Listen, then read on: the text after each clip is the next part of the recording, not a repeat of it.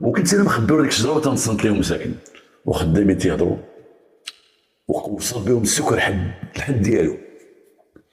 والله واحد الهضره كما قلت لكم واحد النهار، والله هما ما عرفنا تيمش، كل واحد فيهم تيكب تيقول الاخر يجي الوائل نتاع نخرج من سكتنا نهضر معاك واحد مسكيته كل مره تيقول مينا صدفه لا لا صاحبي نهضر معاك صاحبي هكا مساكن كاسين الليل كله وما هضر ولا شي موضوع عندهم، لسانهم تقال.